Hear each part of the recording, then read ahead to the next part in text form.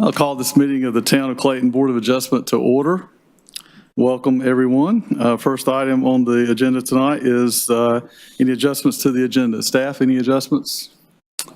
No adjustments to the agenda. Item 3, approval of the minutes of the March 16th, 2022 Board of Adjustment meeting.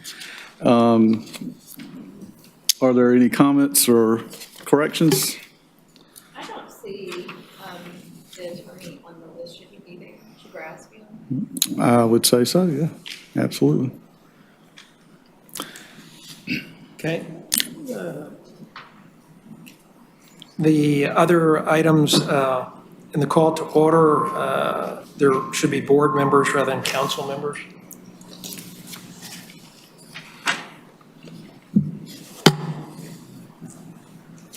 And also going down to approval of minutes, there's a whole section that I don't think ever happened in terms of action item number 2 after adoption of minutes.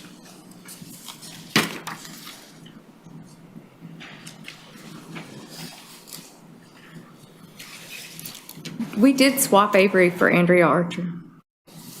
It was that she wasn't at that meeting, remember?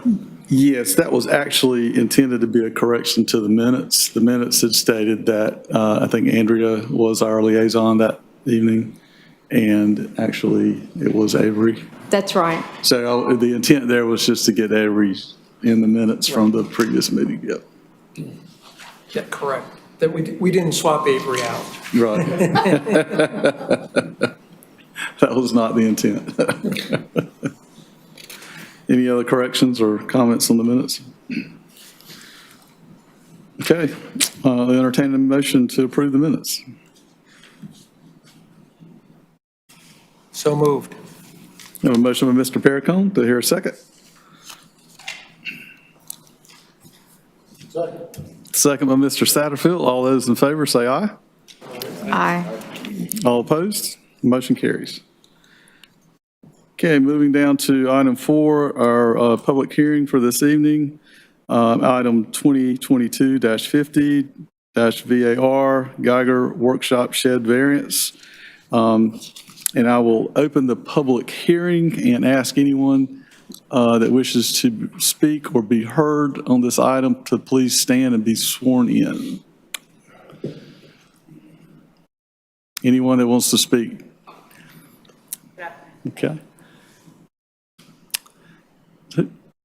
Raz, are you doing the oath tonight?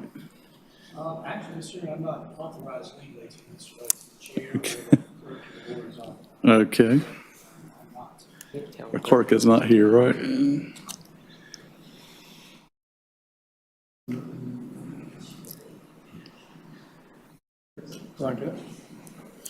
Yeah, the last time I had the wording.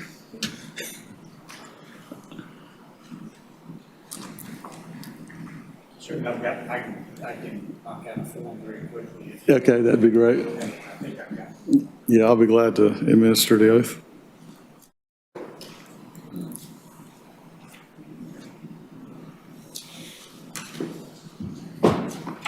Sorry about that, Chair. No problem.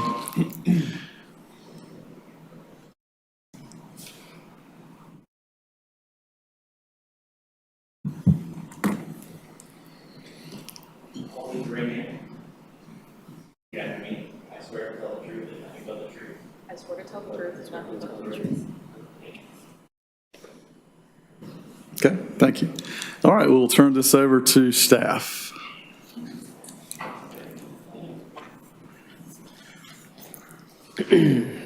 All right, good evening, board, members of the public, attendees, staff, liaison. My name is Aaron Pritchard. I am Planner 2 with the Planning Department here for the town. Here to present to you the variance application for the Geiger Workshop / Shed. The project number is 2022-50 VAR. The site, you can see on your screen the aerial map there. It is about a little bit over 6 acres off of Ranch Road in the town. The existing use there is residential, heavily wooded, as you can see. The request is to place an accessory structure on the site forward of the front facade of the principal structure. So that is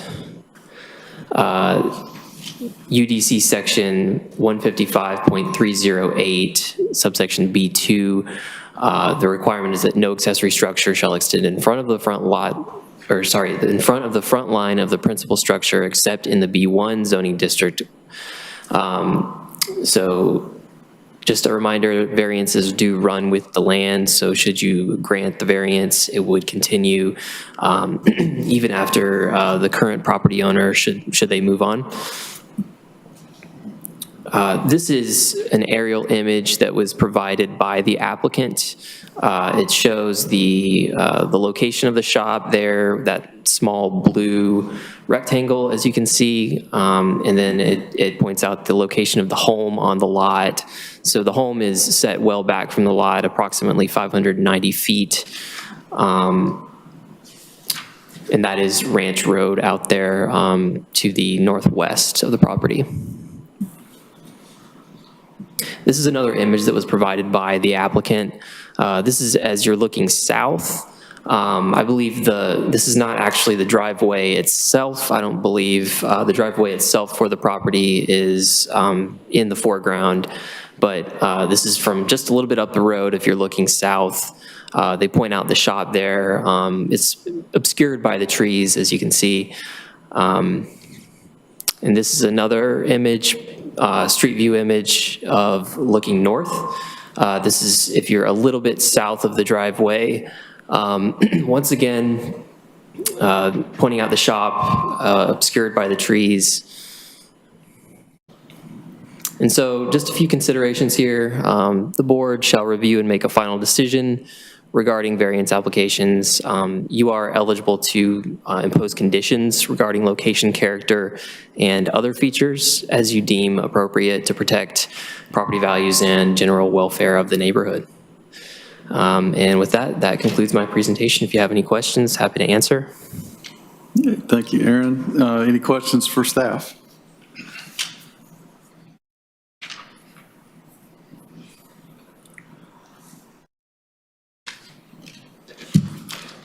Any questions? I have a few questions. Do you know when the ancillary or this outbuilding was built? I don't know specifically the date that it was built, but it does exist now, so this does constitute an after-the-fact variance. So, yeah. How did you discover the non-compliant issue? It's my understanding that our code enforcement officer found out about it. I'm not exactly sure how. He was driving out past the site and discovered it. So, yeah. Was there a permit obtained for the building?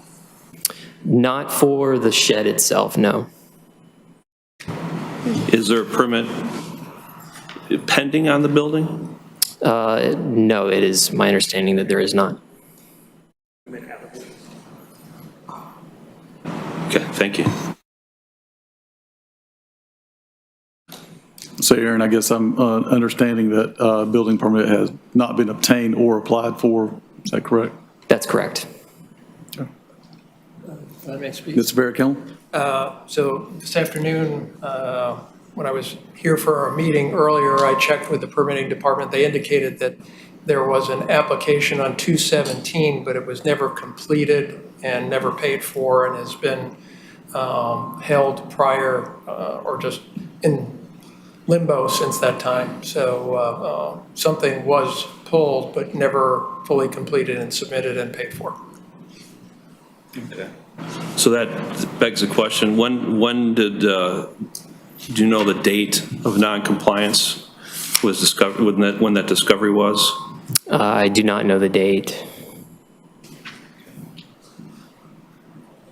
It might be important to find that. Yeah, perhaps December, I'm being told, was when the date was of discovery. It is my understanding that there were fines imposed, but they're being stayed pending the outcome of this hearing.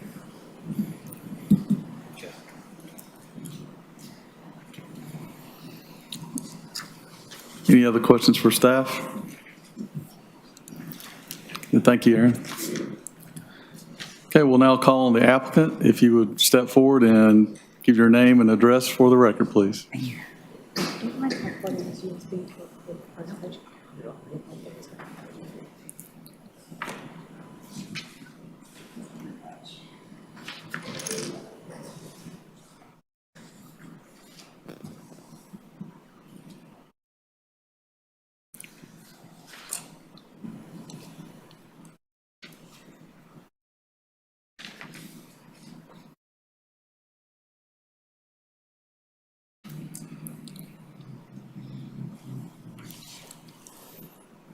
Loading, I promise.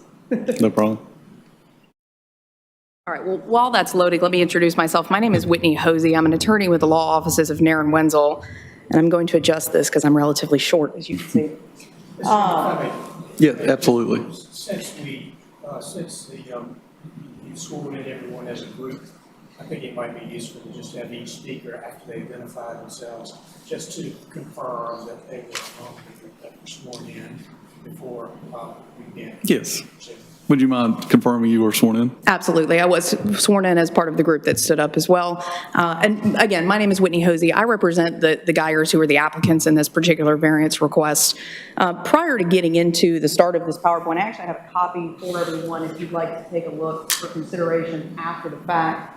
I know that sometimes these things can go a little swiftly, so I have a couple of packets just for everybody, if I could pass those out really quickly. And to Aaron's credit, we've had an absolute pleasure working with him. He's been very helpful in this entire process. To answer the board's question, and I'm pretty sure I'm loud enough that everybody will be able to hear me, the initial notification, did arrive in December of 2021. Mr. Geiger attempted to obtain an attorney who unfortunately was no longer able to continue on with the case. Mr. Geiger contacted my office roughly in February or March of this year. We proceeded then at swift pace to go ahead and try to get this variance application in. Mr. Geiger did go ahead and file at least the beginnings of a permit application in February of this year. For the purposes of trying to kind of clear this matter up with the town. Once it became clear to us that the permit application would be denied simply because we would require a variance for this after the fact structure, at that point we proceeded instead with the variance application moving forward from the building permit. So of course, should the board proceed forward with approving our variance request, we would fill out the necessary permitting paperwork and everything else just for the town's records to make sure that those were up to date. So just wanted to clarify those 2 points before we go ahead and jump in. So the first thing in your packet you'll see aside from the cover sheet is really just a copy of the survey of the particular area as well as the tax card. If I could point your attention to the survey for just one moment, you'll see it's the particular area that we're looking at is lot 5, which is the Geiger's lot. And you'll see that sort of unique shape, which we'll get into as part of the variance discussion here in just one moment. But if you'll keep that survey handy, I think it will be helpful for you to see sort of the shape and the topography of the land that we'll be discussing. The next thing that I'm going to point your attention to is the tax card for this particular parcel. And you'll see that the 2022 tax card does in fact include the accessory structure. It's valued as a probably about $4,000 worth of new income for the county. It's considered as an outbuilding or extra parcel, not necessarily an affixed structure, so we're not looking at another building value, but you'll see that $4,000 listed there, which means, in essence, that the point we're making with that is this does not take away from the land value. If anything, it actually adds to it. So that's just one thing we'd ask that you keep in mind. So jumping right in, we are obviously in front of you today on 4 matters. So the first, our obligation is to show you that there is if there is a strict application of the ordinance, it would result in undue hardship. To address that point, we're not required to demonstrate that absent a variance, a reasonable use cannot be made, but instead we'd have to look to the definition of undue hardship, which, as usual, our friends in the legislature have not provided us with a classic definition, and that's why we defer to you guys as the board to determine what that undue hardship would be. It's for a case-by-case basis, but generally speaking, I found in my experience that a hardship must be more than mere inconvenience or a preference for a more lenient standard. But all things considered, while cost of compliance may not be determinative, it's certainly a factor, which is part of the reason why we included it in our application, in our justification for why we would require the variance. This is a structure that's worth $4,000 according to the county, which means fair market value is probably much higher. It adds value to the property. Requiring us to take it away would create an undue hardship on the Geigers in the sense that we're actually going to inevitably end up devaluing their property if this structure is removed. Not to mention the fact that there are, of course, the costs of tearing it down, removing it, but just as staff noted in their application response, it's probably not something you guys would overly consider. The cost is not the only issue here for an undue hardship. I'm going to put before you the concept that the Geigers use this storage shed for bush hogging equipment and other maintenance equipment, which cannot be stored in their existing structure. Their garage just doesn't allow for that kind of space. This equipment is necessary for the maintenance and upkeep of their estate to comply with other ordinance and regulations from the town and from the county in order to maintain their property from unsightly appearances.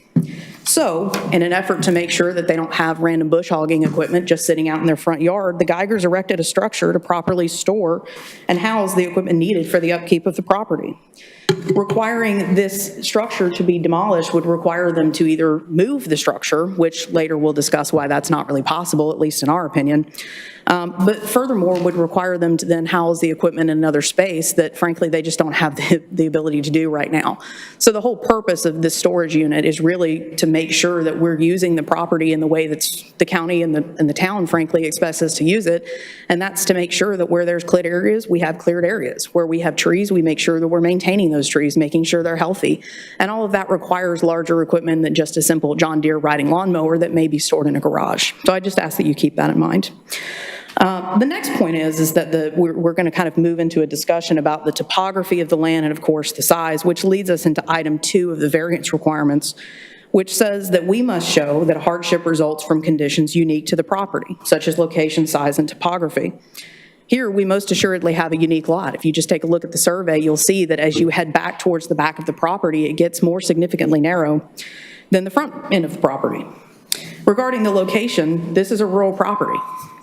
The Geigers actually developed the entirety of this subdivision with the surrounding lots for the purpose of making sure that these lots remained relatively large. We're not looking at 1 acre lots. We're not looking at a 1/10 of an acre lot. We're looking at lots of 6.5 acres, which are owned by Mr. and Mrs. James Pearson, who are adjacent to us. A 7 acre lot owned by Mr. Daniel Kamak and Miss Anastine Tate Kamak, who are here with us today in support of this variance application. And then, of course, we've got a 32 acre parcel that sits behind us that's currently undeveloped and landlocked. So that's something to keep in mind as well, is that we're in a rural location, which speaks to the zoning, which is rural estate. We're not situated in downtown Clayton. We have ample area to be able to put things like this without causing unsightly appearances and certainly without causing safety issues, which again, we'll talk about a little later on as item 4. The next thing I'd like to address is the topography. Images always speak far louder than words, so I've got a few items here I'd like to walk through with you on this PowerPoint. And first and foremost, I'm going to show you the same image that the staff showed you. This is the same image that we shared with them. We've got the approximate location of the shop, which is a 24 by 30 structure. And then the actual location of the home is 300 or so odd feet back from that, which is situated on the lot there in that position for a reason. That's where the builders told the Geigers they had to have the house because that's where the soil perked.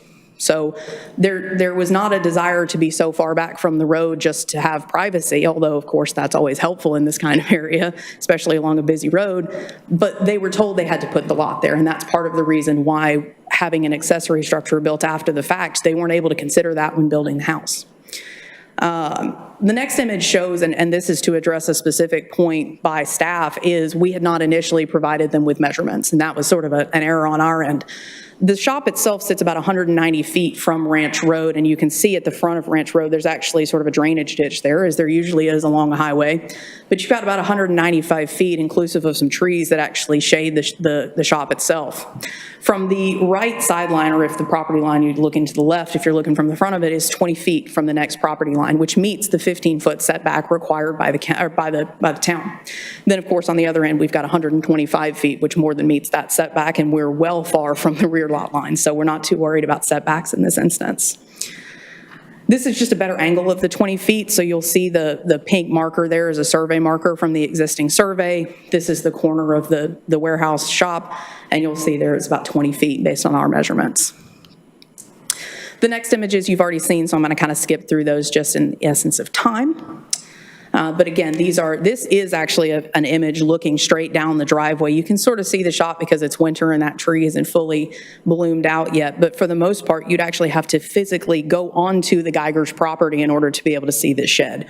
Or if you're driving down Ranch Road, I did this drive myself the other day, you actually have to lean your head to look down their driveway in order to see this. So the fact that staff doing a routine drive-by, and this is not a derogation on them in any way, they're doing their job, but you have to actively look for this particular shop in order to be able to see it from the road.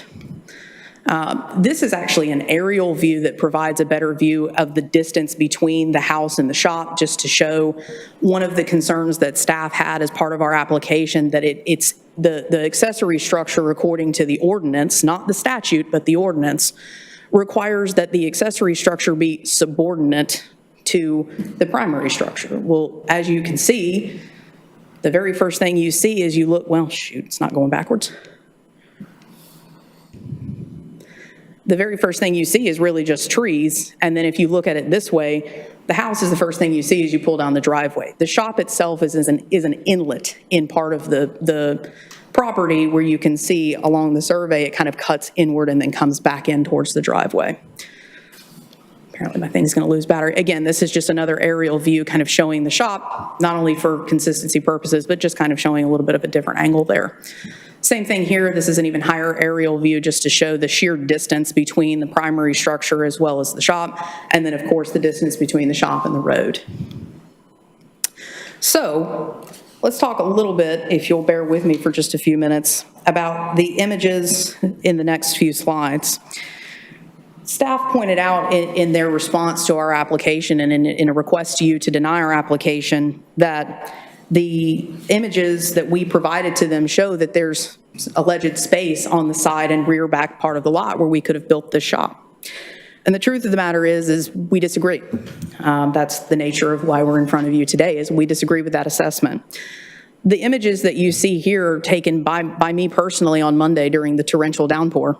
So this shows my commitment to my clients. But in the middle of the side rear lot here, the first image that you're looking at is if you're facing the house on the right-hand side. That's probably where the aerial images would show there's enough room to build this shop. But as you can see, Mr. Geiger's been out here on the bush hog trying to get the lot cleaned up for the spring, and he pretty much got stuck in the mud. So there's no guarantee that this spot would perk for the purposes of building this type of warehouse, for housing this type of facility. And the point that we're trying to make here is that as you go back towards the side part of the lot, you're only getting more and more narrow, where we would be required to meet setback requirements, which is the concern. So the reason for not putting the shop on the side lot is because we just don't feel like there's enough space to do so. And frankly, we don't know that the land would be sufficient enough to be able to house that kind of structure without causing structural issues. That would be an opinion that we would need from an engineer or somebody that would be actually constructing the shop. It's probably not a call that Mr. Geiger, myself, staff would be able to make without investigating that further. And again, that's more costs, undue hardship. That speaks to item number one for the Geigers having to go through all of that to determine whether or not the shop could in fact be moved if the variance is in fact denied. The next images on slide 12 show the other side of the yard. So this is the left side of the house if you're looking at the front of the house. And as you can see, the lot is even more narrow on this side. Their fence line would show that it's probably, at least based on my estimation, maybe 60 to 70 feet on a good day. And then along that tree line there is actually what I'm going to call a creek because it was flowing when I went out there on Monday, but it is a drainage ditch to allow for water to come off of the lot to be able to have a place to go without flooding the other sides of the properties. The left side of the home facing the front also has the septic area, which also then has utility lines next to it. So we, of course, would not be able to put this type of structure on top of the septic. It just wouldn't be allowed, so the permit would have been denied anyway. The remaining images, so there's the picture of the septic and all that kind of good stuff. The remaining images really just show the shop from the view of the side yard as well as sort of the front there. So I'm standing in their driveway facing the front of the house, and again, just shows just how far away that structure is from the front of the house. So I do have a couple of videos. I don't know that they're going to work for me, but if you're interested in viewing them, I'm happy to put them up there, which is just a full walk around of the lot. But considering you've seen these images, I don't know, unless anybody is just particularly interested in them, we can probably skip forward there.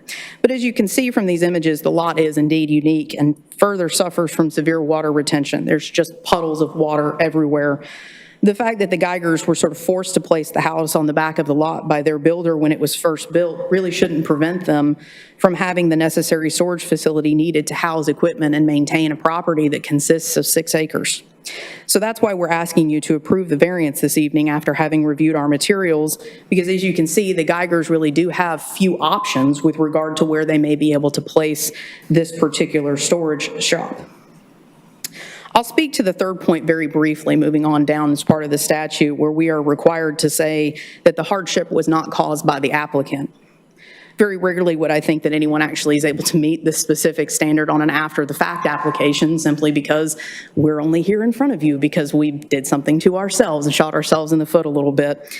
But that being said, I'm not going to sweep it under the rug and pretend like it doesn't exist. I will ask that you at least consider the fact that had we applied for a building permit prior to building this accessory structure, we'd be before you tonight anyway. We still don't feel like any portion of this lot outside of where the structure is located right now would allow for us to house the type of storage unit that we would request. So although this is an after-the-fact variance application, and technically we may not be able to meet the requirements of item number 3 specifically, I don't necessarily know that you are required to put as much weight as you are on the other 3 items that we've discussed or will discuss, simply because if you find that there is no other place for the storage shop to be put, then we would be requesting a variance application anyway. It's not as a result of us having done this already, it's just a result of the fact that the lot is kind of how the lot is. So then the final item to consider is whether or not the variance that we're requesting is consistent with the spirit, purpose, and intent of the ordinance, such that public safety is secured and substantial justice achieved. And that's the language directly from the statute. Now, while the ordinance discusses about how the accessory dwelling or the accessory structure needs to be subordinate and all this other kind of stuff, the statute itself just requires that personal safety and substantial justice be met. And that's part of the reason why you hire a lawyer for these things, right? Both of them are important. We want to consider the ordinance and the statute, but statute is going to trump ordinance all day long. And the statute really only requires us to talk about personal safety, which is part of the reason why we only did that in our application. But so that you guys have the full picture, I'm going to talk about being subordinate, right, to the primary structure. We want aesthetically pleasing lots in Clayton, even in the ETJ. Even on acreage that's 6 acres or more. Even if it's 32 acres, we don't want things that are unsightly in our community because it lowers property values, it makes people angry. We want people to be safe above all. And this structure causes no issues with public safety. It's 195 feet off the road.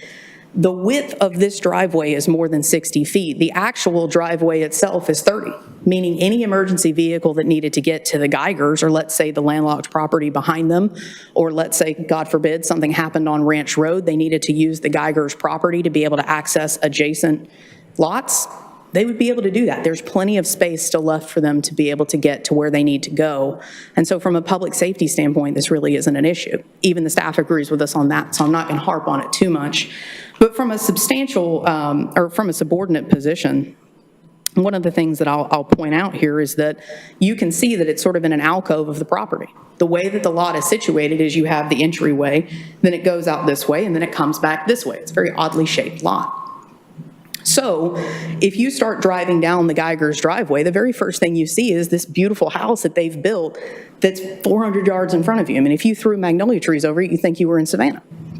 So we're not talking about a structure that is directly in front of the property. It doesn't block any sort of property views. It doesn't do any of that. It's just sort of sitting over in a corner. And if you were to approve the variance, you really would not be committing any sort of substantial injustice to any of the adjacent landowners. That's why we have 3 or 4 of them with us here tonight to show that at our neighborhood meeting, everybody was very confused about why this was an issue, right? And no doubt it's an issue, right? They violated the ordinance. We need to be in front of here, and we need to be having an ordinance or a variance discussion. But my point with all of this is we're not talking about a couple that built a single-family home on a 3-acre lot and then proceeded to put a storage shed right in front of their front door. The uniqueness of this lot really needs to be considered, and that's part of the reason why we're in front of you tonight, is just asking you to kind of take a look at the evidence that we've presented to you and say, well, look, the ordinance is there for a reason, 100%. But we as the board get the luxury of granting variances to people that come in and that present reasonable arguments and show us reasonable evidence and give them a little bit of a break. And that's what we're asking you to do here tonight.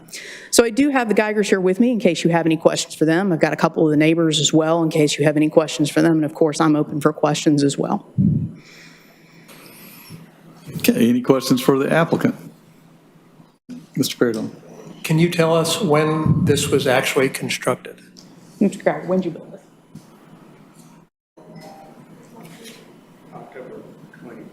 October of 2021. And at that point in time, prior to the construction, why did they not submit a permit application? They were not aware that one was needed for the town of Clayton, to be perfectly honest with you. When they first got the notification, they were surprised by that. So it was just an inadvertent error. They didn't think that being in the ETJ, they were required to have one. Did they contact the county to see if there was one required by the county, if they thought that might have been applicable? You can come up. That's probably a better question suited for Mr. Geiger. I'm going to let him answer that one. Yeah, Mr. Geiger, if you could give your name and address. Sorry? Could you just give us your name and address for the record? Yes, David Geiger and 755 Ranch Road, Clayton. Okay, thank you. The point that Ms. Hosey made earlier was that whether we had applied for or received or tried to obtain a permit, whether from the county or the town, we'd be in the same spot with you guys asking the same questions tonight anyway, because if we had gone to the town and applied in September for this construction permit, and they would have said, no, you can't do that, and they'd have given us these reasons, we would still have gone to Ms. Hosey and said, we'd like to go to the town and plead our case because of all the reasons that she just stated. This is the most obvious place for it to be. So I don't want to say it's irrelevant, but we would still find ourselves here even if we had approached town to ask for a construction permit. My only concern is the difference in that scenario would have been, at that point, the hardship issue in terms of not having built it would be off the table. And there could have been a discussion in terms of the other locations, any evidence presented relative to those locations from an engineering standpoint prior to the construction. The difficulty now is there is a hardship by you're alleging, because the cost to either demolish it or relocate it would be substantial. Wherein, had you applied, even though it would have brought you here, you wouldn't have that issue to contend with. You're correct to that extent about the relocation of the structure, but as Ms. Hosey pointed out, that's only one of the costs that we may have incurred. So you're correct, and I agree as far as the structure being relocated is a hardship in a sense of our making, but there are other things that were not of our making that are still hardships as far as having to either provide some sort of substantial amount of infrastructure, dirt, rocks, something to build a foundation or to get engineering support to make that happen. So that would have been a hardship. On that note, I have a question. Did you have dirt hauled in, and is this underpinned by concrete where it sits now? Yes, ma'am. Yeah, it's on a concrete pad, like I think it's 4 inches. It's a substantial concrete pad. And you had dirt hauled in for that, to that concrete to be put on top of that concrete then? You had what? I'm sorry? You had dirt hauled in then, when you initially constructed this structure? No, ma'am, because the area that we put it didn't need that. That was a consideration. It was fairly level and had enough support under it. We didn't need that. Okay, thank you. And I have a question about a picture that you didn't mention. What is the picture with the vinyl fencing? That is one of a view from the side yard. Let me pull it back up just so I make sure. This picture here on the left? That's it. That's it. Is that looking into the backyard? It's looking into a portion of the backyard, yes.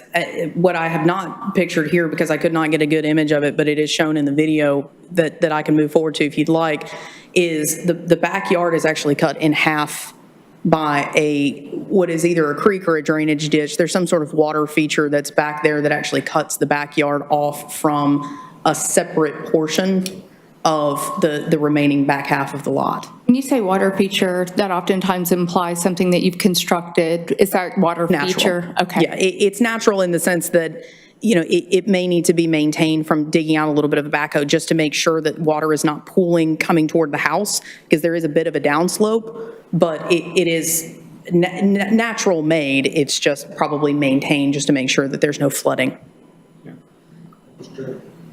Absolutely. Mr. Sanfield? I personally don't have a hardship with the variance here, but what gives me a little indigestion here is the initiation of the building permit, and they didn't follow through with it.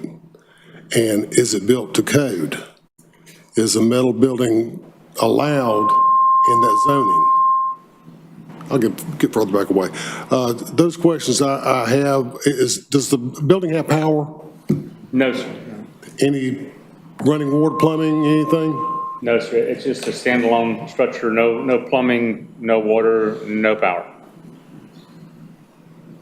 Who initiated the building permit? That's right.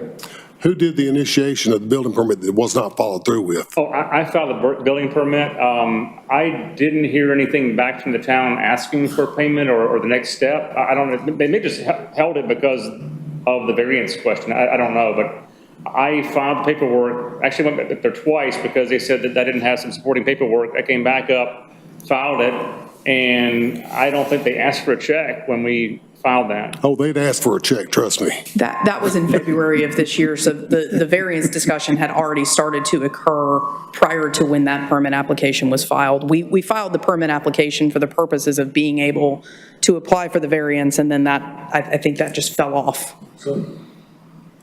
So they knew at the time that you initially put in for a building permit that you were going to need a variance.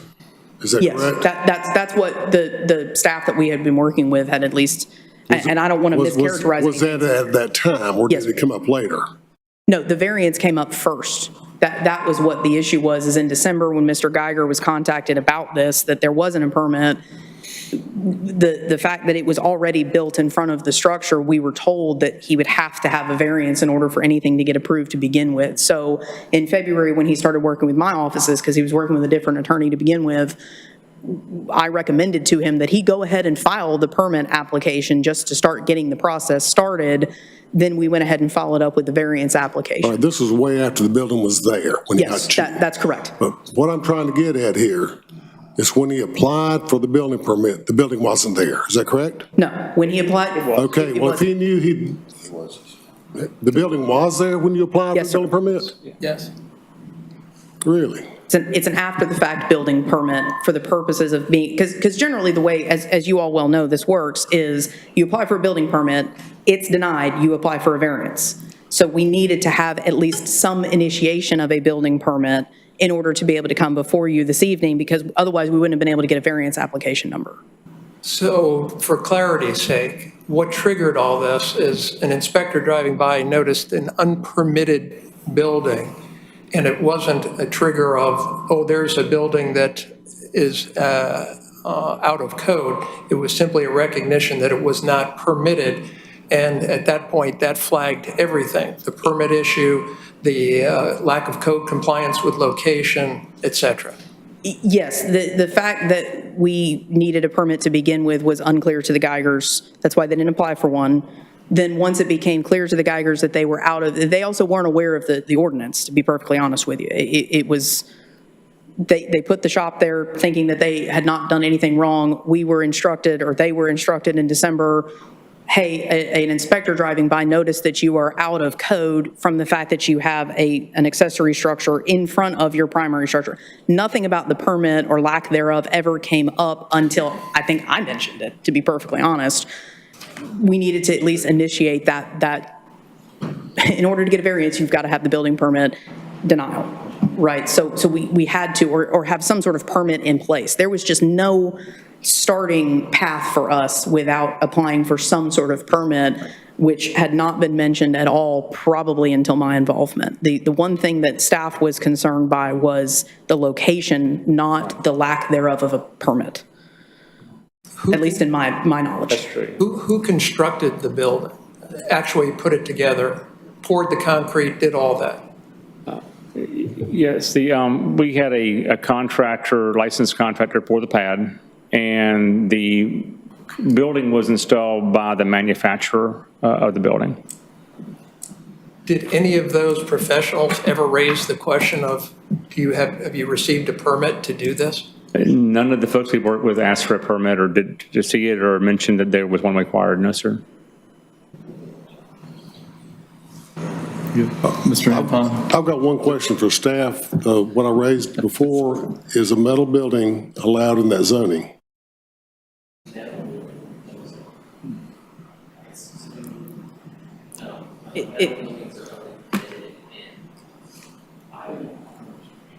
There's no restrictions in residential estate on metal buildings. Sounds good. Mr. Anton? So Jim asked, Mr. Perricone asked a very good question that I didn't hear an answer to, is why was the county not approached for a permit? I don't have an answer for that. Do you know who the... I live out in the country and honestly didn't think those kinds of things were a concern because I don't live in town, I live in the county. I mean, I can have goats and horses, I can fire my gun in my backyard. I mean, I'm in a rural area. I didn't know that was a problem. Council spoke very eloquently about public safety, and I'm sure council will agree that building codes and permitting are an essential part of public safety, and that's why they exist. Is that correct? I think it's conflating the issue, to be perfectly honest with you, and I know that sounds like a super lawyer answer, but frankly, yes, building codes for dwelling structures, for structures that have electrical, plumbing, sheds and garages that don't have any of that are sitting on a concrete pad in the middle of nowhere. Yes, it's important to follow the rules, but this is not posing a threat or danger to anyone other than the Geigers themselves. No one's using this structure for anything other than housing a bush hog. The whole intent of the building code is to uphold public safety and ensure structures are built in compliance with common practice and general industry standards, as well as engineering. And you have a set of engineering drawings here, am I correct? Yes, sir. They're part of our variance application. And you went as far as, can you tell us who the general contractor was that built this structure for you? Who's the manufacturer? Who built the structure? The building was purchased through a company called Top of the Line Buildings. Is that right? Top of the Line Building? Top of the Line Buildings. It's a, they have a storefront. I mean, they're in what, Goldsboro, is it? Or, I'm sorry, Smithfield. So they're a locally based company that sells, and they have manufacturing done, I think, in Greensboro area. They, did the manufacturing, brought it and assembled it on our property. I'm not sure that's really helpful, but that's all I can really tell you without looking into records. So who designed the foundation slab? I don't think there's any design required for a foundation slab. Who poured the concrete? Oh, who poured it? It's a contractor, again, I don't know his name off the top of my head, but I do have his contact information. But he is, a licensed contractor. I don't have his license number or whatever, but I can certainly give that to town if you need it. So you had 2 licensed contractors work on this structure, correct? One for the pad who poured it, and that the people who manufacture the building don't do concrete work, so we poured that, and then they came in, the manufacturer came in and had their folks assemble it. And that contractor is located in Smithfield, has a storefront in Smithfield? In Johnson County? Sales office, yes. In Johnson County? Yeah, I think that's correct, yeah. It would be Smithfield, yes. To clarify, this is the prefab metal building is not a contractor. It's just prefab metal buildings. Right. That's what they sell. They come in, they put them together, and they walk away, as long as there is an existing concrete pad. Correct. The only licensed contractor involved in this is the person who poured the pad Right. for the prefab to be put on.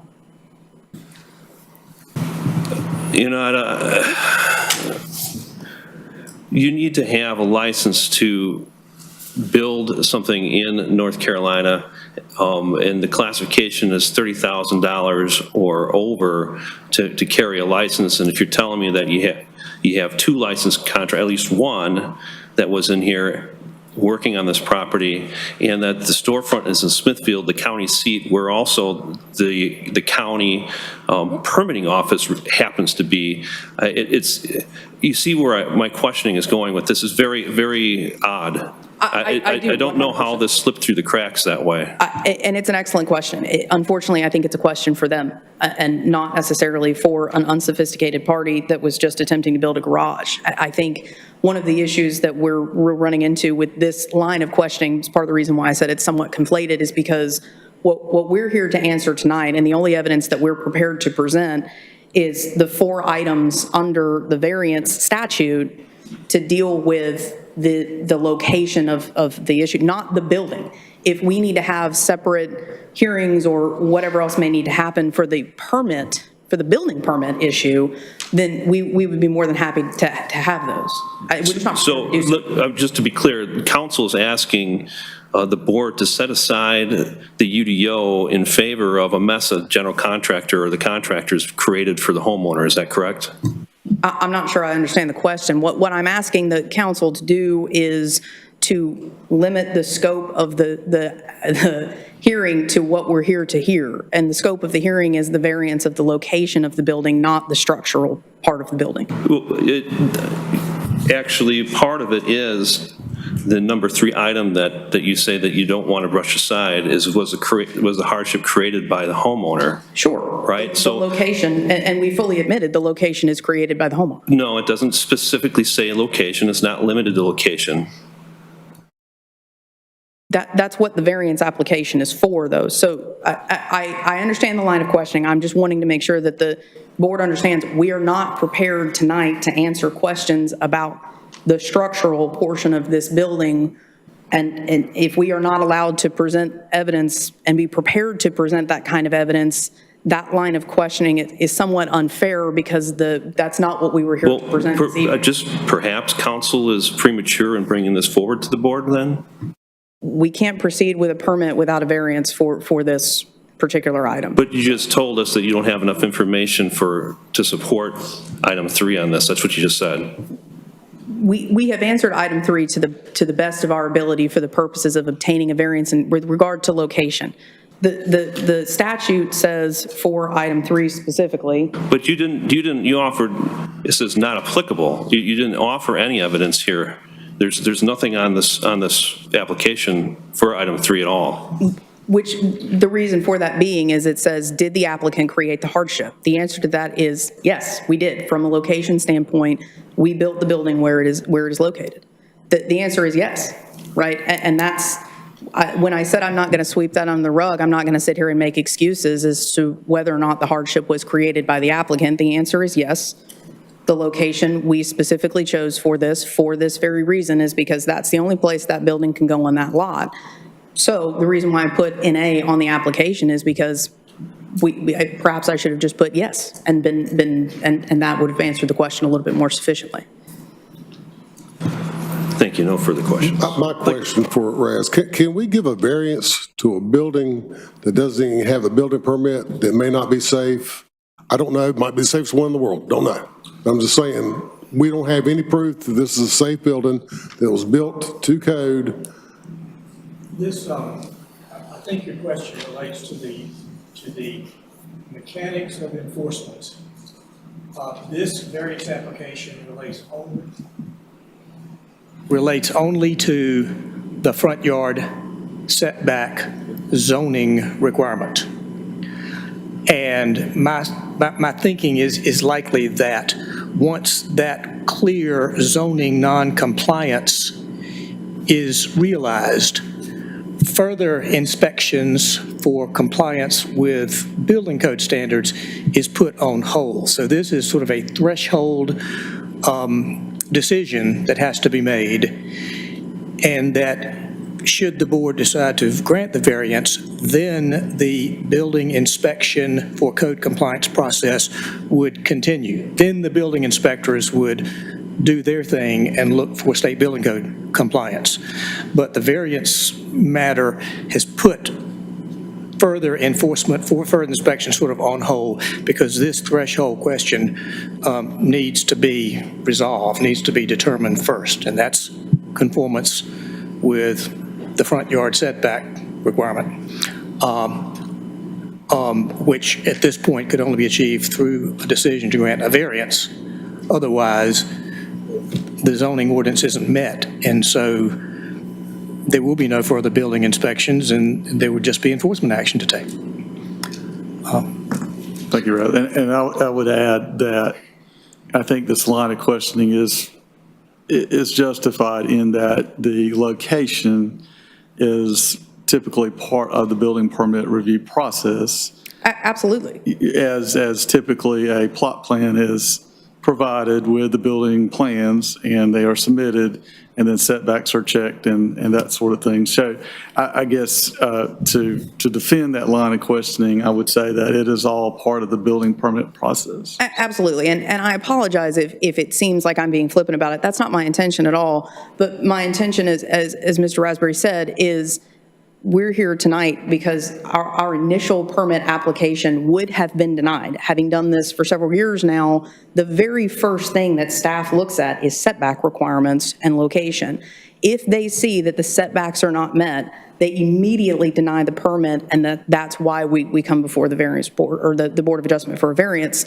So that's, but to your point, that is part of the reason why we provided the plans and specifications, is because as part of the variance application, the plans and specifications are required to be provided. And so they are, along with our application. You see the materials that were used in order for the staff to be able to do the remainder of their job, just as Mr. Raspberry says, is, of course, we want them to come out and inspect our building. We want to make sure it's up to code, because, I mean, frankly, I'm not an expert. I know Mr. Geiger's not an expert, obviously. That's why we're here.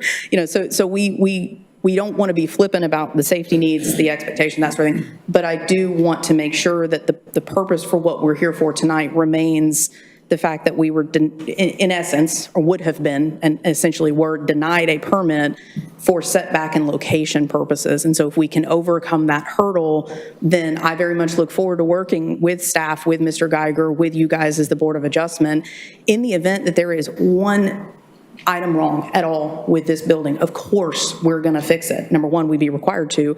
But number two, we would just want to. That's the whole purpose of building a building for Mr. Geiger's use, is he didn't want to walk in there and it cave in on him one day. I mean, I just want to make sure that we don't get sidetracked on what we're here for. And I 100% agree with you. The line of questioning is justified, but we started spending more and more and more time on it, and I wanted us to get back to what we were here for specifically this evening, which is the location.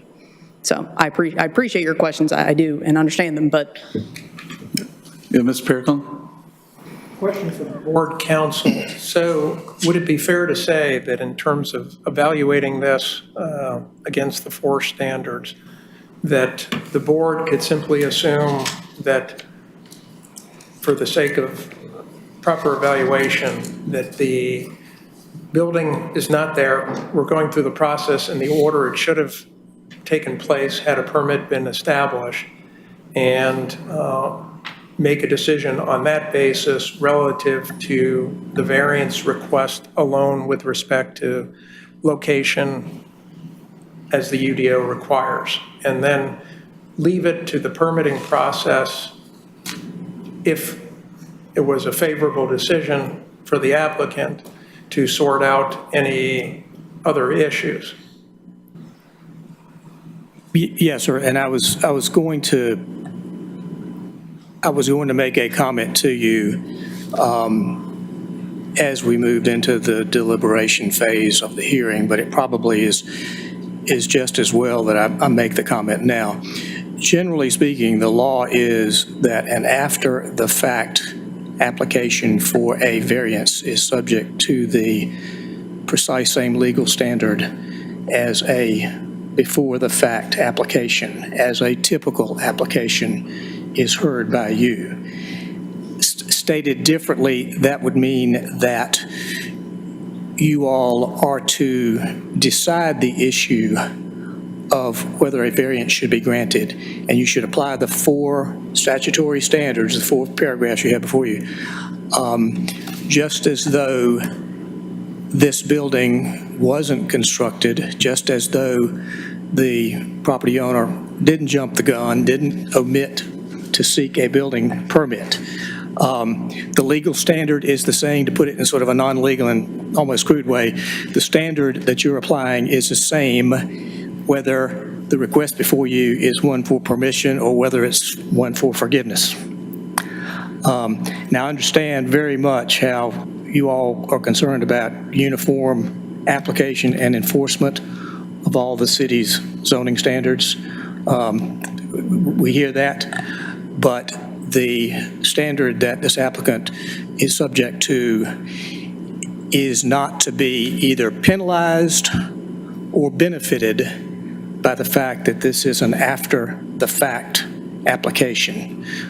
You're not, the application to some extent sort of put you off guard, I think, or led you in the wrong direction, because you started talking about the pre-construction of this facility as being part of the hardship, and the hardship being what's the cure? Well, the cure is spending a lot of money either tearing down or relocating the structure.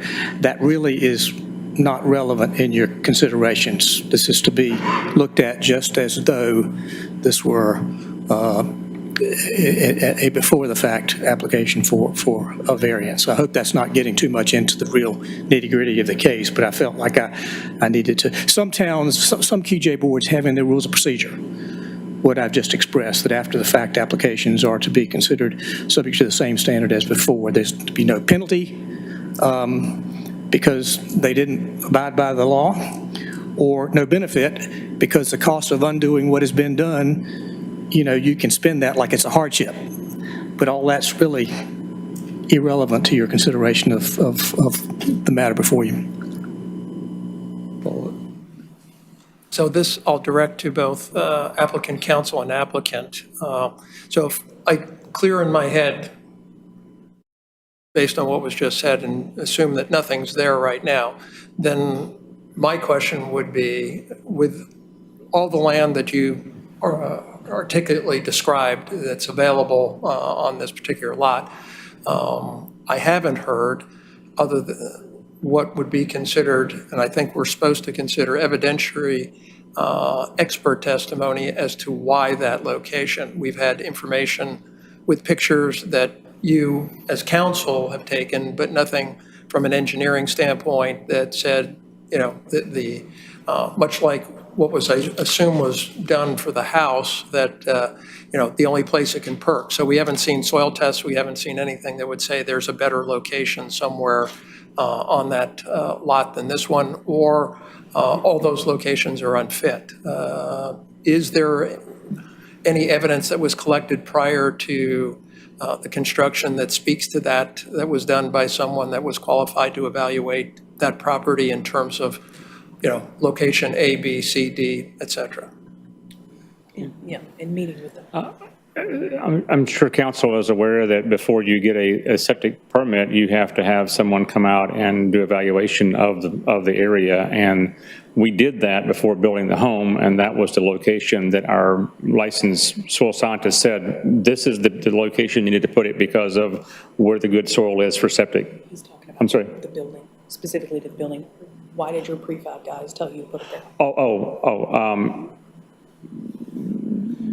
To follow up on what you said, did you have a soil scientist help you with the same decision relative to the location of the garage/shed? No, sir. I don't know of anything in the statute that requires us to present professional. I thought, as Ms. Hosey presented the information, I realized we were required to bring a professional and pay another professional. I already have obtained counsel. So in order to meet your requirement or your request, we would have to then hire other professionals to come in and testify? May I for a moment? Sure. So there's a conflation of two concepts here. We're talking about a PERT test. A PERT test determines where the septic system and drainage field should be located. Correct. It is not the same as soil bearing capacity or where a structure can be constructed and to support the weight of the building. So there's two different things here. We have to set aside the PERT test. Now, if you can tell us where your septic system is and the drainage field is, that would be helpful in helping us determine whether or not there would have been another location that you could have built this structure. That's separate and aside from whether or not the soil could actually bear it. And the fact that you've actually built a concrete foundation demonstrates that you did some improvements to the land to support the structure that it's sitting on, because the concrete slab in itself improves the bearing capacity that the building is sitting on, the soil and the area around it. Right. So thank you for clarifying your question. So the reason I was going towards the soil scientist and what was done when we built the house is that, to continue that statement, they told us where the house should be placed because of where the soil was good for the septic system, and that is in the backyard. So we have even less space. You saw the pictures of, the wet conditions and those things, but then we also have the drain field and the distribution box and all that is in there as well. So that even further cuts down on the area where we would be allowed to put the structure. Can you just show us, now the county has record of where septic systems are installed and how the drainage systems are to be arranged. Do you happen to have a copy or an overlay of the plot plan with the septic system location compared to the house? I didn't bring one. What do you have? No, sir, I didn't expect to answer that question.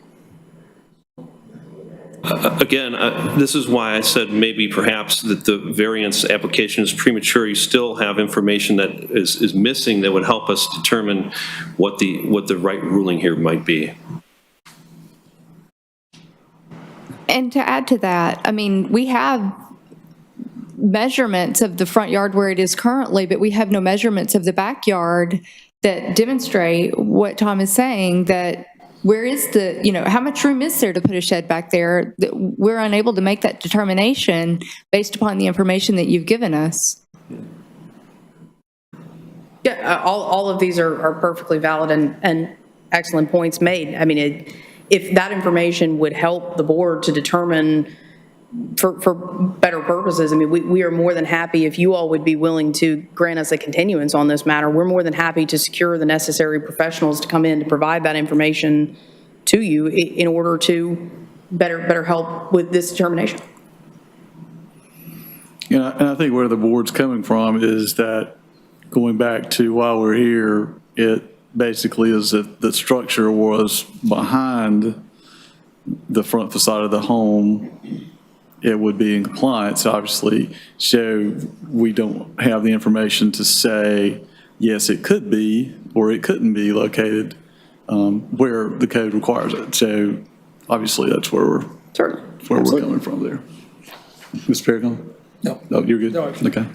Affirming your statement. Absolutely. Okay, any other questions for the applicant? Okay, thank you. Thank you very much.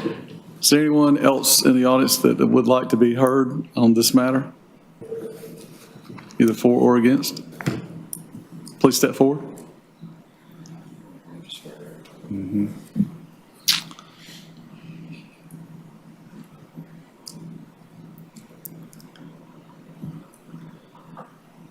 And for the record, this individual has not been sworn in yet. I think Okay. she stepped in a couple of minutes late. Okay, could we swear her in, please? Thank you. Please raise your right hand and repeat after me. I swear to tell the truth, nothing but the truth. I swear to tell the truth and nothing but the truth. If you could give us your name and address, please. My name is Loretta McNeil. Currently live at 62 Belfield Lane, but we own the property next door to the Geigers at 729 Ranch Road. And my husband and I are in the process of getting permitting in place to build a house on Ranch Road. From our property, we are unable to see the shed or storage building, whichever you want to call it. It is not anything that will interfere with our enjoyment of our property. And I just want to go along with, you mentioned what's called a stream or a brook or whatever that goes through the property. We have the same issue on our piece of property. So it does divide the property into two pieces of land. So that does have to be taken into consideration when you're building. I do want to say that we have no objections whatsoever to where the storage building is currently, and we are looking forward to living next door to the Geigers without any issues at all. Okay. Thank you. Anyone else wishing to speak on this item? Okay, hearing none, we'll bring the discussion. I'm sorry, I'm sorry. A little late, kind of contemplating. I promise to tell the truth. Nothing but the truth, so help me God. I'm Ernestine Kamak, and that's my husband, Daniel Kamak. And we bought the property next to the Geigers. And it's kind of, I listened to the testimony, kind of ironic about the person driving by to see the shed, because we drive by there all the time. And we didn't see the shed. And so one day we kind of like, oh, that's a shed. That looks really, really nice. And it's a very nice structure. So, you know, in support of the aesthetics of the community, it's certainly not weighing down the aesthetics. And it's actually, this hearing is good for us because we may find ourselves in the same position as the Geigers because of the soil. And it is very wet. It is very muddy. We went through so much just trying to get our driveway in, and I think our driveway is probably twice as long as their driveway. But the water does come down, and if you're not careful, it does pool in certain areas. And so we're not sure when it's time for us to construct a shed, if we will be able to put it in the back of our house because of some of the same reasons. We think it may be just a little bit drier than probably what they are experiencing. But the pictures that the attorney showed are very real. It looks great when it's a nice sunny day and everything looks dry, but let it rain. And you've got a muddy, sloppy mess. So, you know, I'm just hoping that you hear beyond what you see or what the ordinances say, and just institute perhaps, you know, maybe some compassion and a little common sense. That would help, because I would not want to be in the position of having to deconstruct something that I paid $4,000 or $5,000 for because somebody happened to walk by or drive by and say, oh, it's not in code. So aesthetically, it's pleasing, and we support them. Thank you. Yes, sir.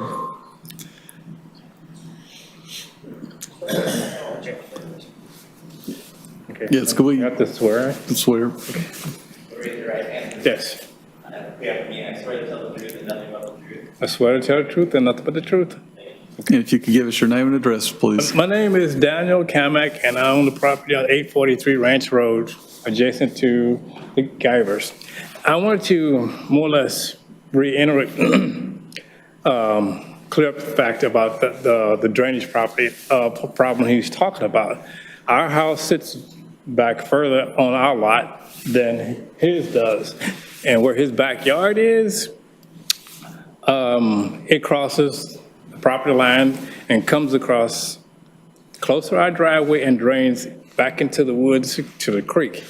So what he was talking about as far as his backyard is divided by a creek, and it comes across in two places, in front of his driveway and behind his driveway and his property, and it comes across our lot.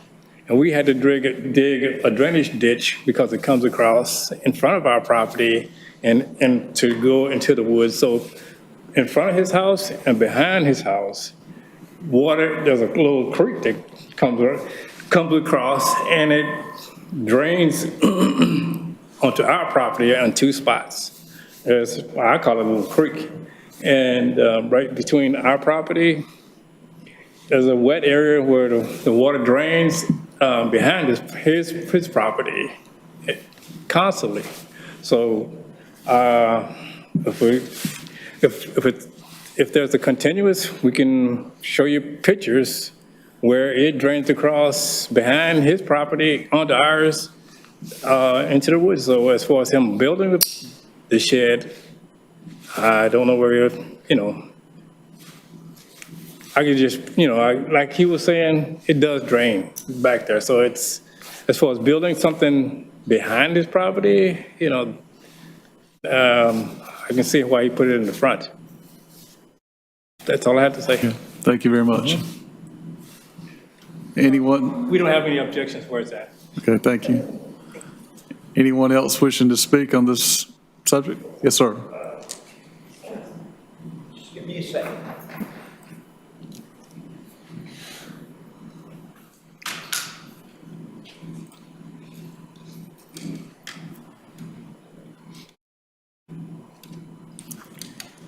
Yes, sir. I'd like to swear in it, please. I think, yeah. I swear to tell the truth and nothing but the truth. Yes, I do. If you give us your name and address, please. Michael McNeil, 62 Belfield Lane. When you met my wife, we're going to build a house next door.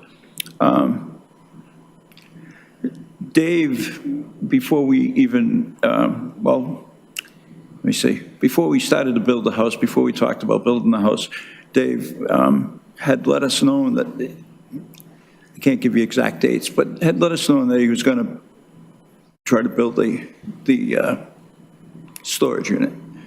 And part of the reason why it's so close to the front of the street is because he was concerned about us having to look at it. I have to, and you can take this for what it's worth, I have to tell you that Dave is a man of integrity, and I don't really feel that I don't feel that he violated this stuff on purpose, and that's why I'm here. Everybody makes mistakes, so I just want to, Dave and Karen both are very honest, and I'm sorry we have to be here for them, but I just wanted to, that's it. Thank you. Thank you, sir. Thank you. Anyone else wishing to be heard? Okay, hearing none, we'll close the public hearing and bring the discussion back to the board.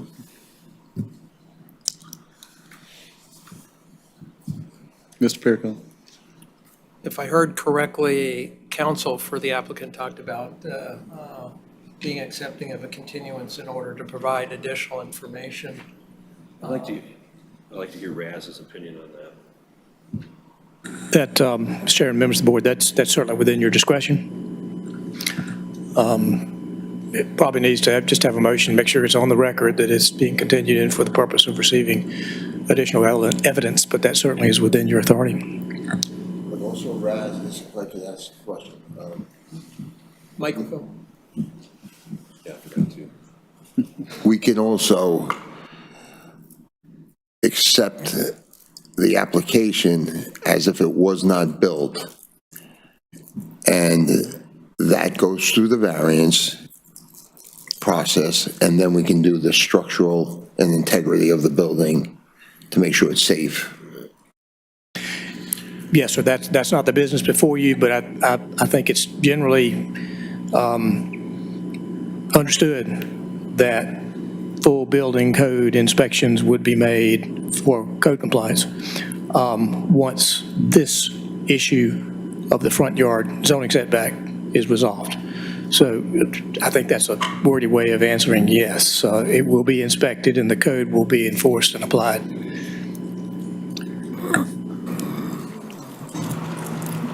John, if I could, stop me if I speak out of turn on this, but the way I understand the situation right now as it is before us is a variance because we have a non-compliant application, right? There is a permit pending now, approval based on this variance, and is an after-the-fact permit that if the variance is granted, then obviously the permit will go through its normal course, and you'll have an after-fact inspection to ensure code compliance, and I think that would answer your question, right? Correct. Just want to confirm really quickly with the planning director, do we have after-the-fact permit issuance, or is it only an after-the-fact variance application in which the fees are doubled or? Okay, understood.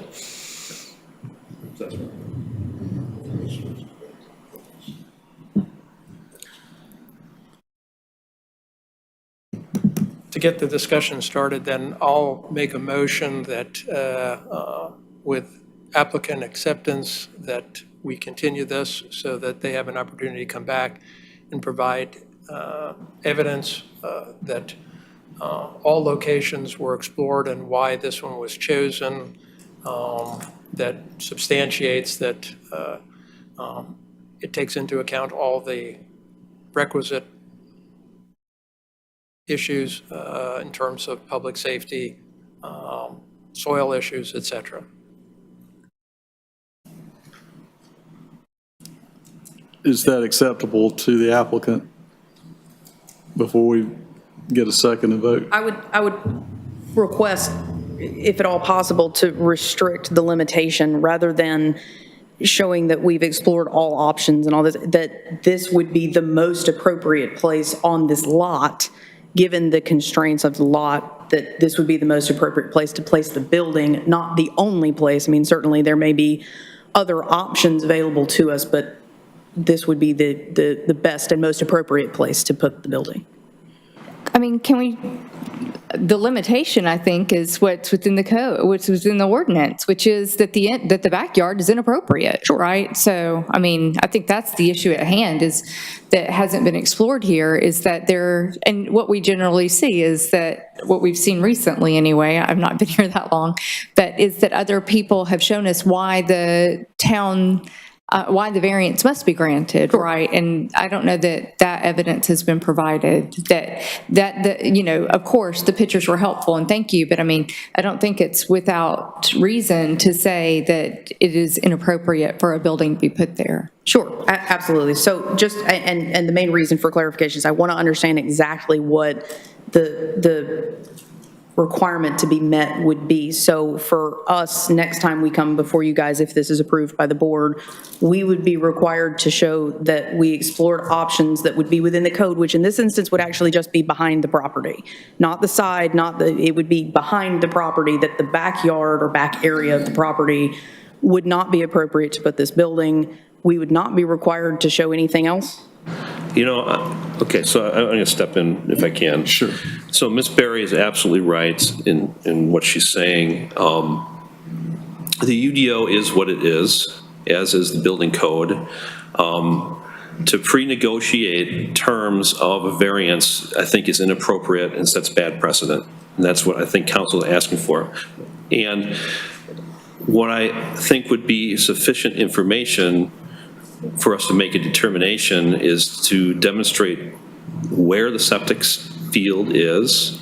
We have challenges on other building parts here. Now, the town has put together a very well-stated kind of degree of a violation, right? So within their response, we have kind of a varying scale of how egregious a violation might be compared to, is it just a little bit in front of the house, or is it fully in front of the house?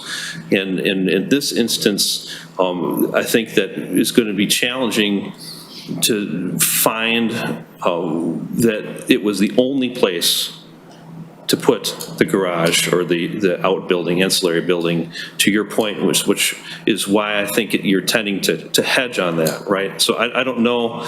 I think what we need to do is follow the ordinance. That's our charge, right? Absolutely. Yeah, and that's part of the reason why I want to be I want to be able to provide you guys with anything that you would like to see. So you've just made an excellent point. You'd like to see the septic area, right? Where the septic is, the field, all that. We can certainly do that. Is there anything else that we need to, or that you all would like to see, just so that way I'm very clear on what we need to gather for you guys to be able to make that decision? I'm trying to be more helpful than I am. Yeah, I understand. And really, we don't want to get into telling you what items of evidence to present, because that is obviously the burden of proof is with the applicant. So I think it'd probably be inappropriate for us to start telling you things to bring to us, other than the fact that whatever you feel pertinent as far as evidence as to why that building could not have been located behind the house in order to meet the UDO. Perfect. That helps clarify. I appreciate that. As the board agree with that, I don't think we want to tell her specific items, because the burden of proof is on the applicant, and we're just trying to look at it from a UDO standpoint. Sure, absolutely, and that's the purpose of why I came up here to clarify. Sure. So I think I've got what we would need now. So Thank you. Ms. Perry. So yeah, I just want to clarify, at least for myself, that it's two parts. Why not behind the first, and why this location in front was the best choice would be the two-part question. How you present evidence to do that is up to you to justify those 2 points. Okay. Thank you for clarifying. So I guess back to so you are okay with a continuance, assuming the board votes that way? I'm terribly sorry, Mr. Chairman. Please finish your thought. 1 second, David. We before we voted on the continuance, we just wanted to make sure you were okay with that. Yes, sir. Let me just confer with my client. Okay. 1 minute.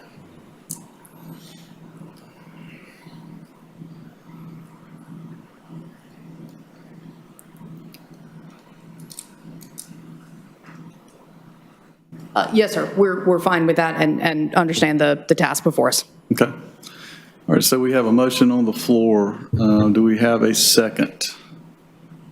Is the motion a date positive? Continuance is May 18th, 2022. That's our next meeting. I'll add that clarification, yes. Thank you. Thank you, sir. So, second by Mr. Luplo? Mr. Satterfield. Oh, Satterfield, I'm sorry. Mr. Satterfield seconded that. Any discussion? Okay, all the staff, we got that one right in at the last second. Just want to clarify real quick, are we continuing the public hearing as well? And if so, we need to continue to a date certain. Yeah, we have a date certain, I think. Yeah, the date certain is the next meeting of this board. Okay. And Raz, I guess at that point, if this does pass, we would reopen the public hearing, is that correct? In order to receive additional evidence? So, excuse me, so long as the meeting date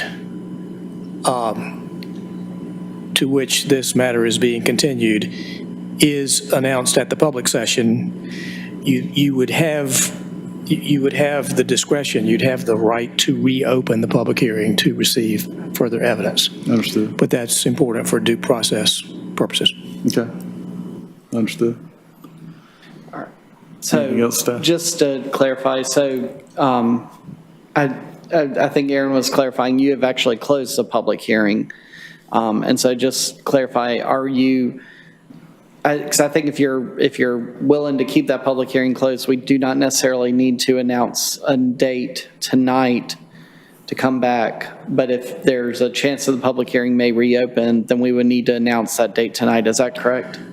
Well, Mr. Chairman, if the purpose for the continuance is to receive additional evidence, and if additional evidence is presented, then that would have to be presented at a public hearing. So I think that answers the question. Yeah. So we just need to make sure that the date is, that we announce the date as part of the motion. Right. Right, which was my motion. I amended the motion to include the date. Okay, and which is May 18th. Yep, thank you. Sorry, I just wanted to clarify, in that case, do we need to renotice the public hearing with Mr. Raspberry? No, so long as it is a continuation of this hearing, and as long as it is announced at this hearing, the notice requirements have been satisfied. Understood, thank you. Any further discussion? Okay, all in favor of the motion, please say aye. Aye. Aye. Opposed? Motion carries.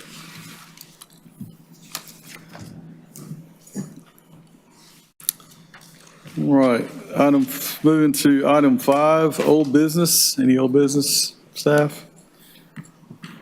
Item 6, new business, and I think staff has something for us.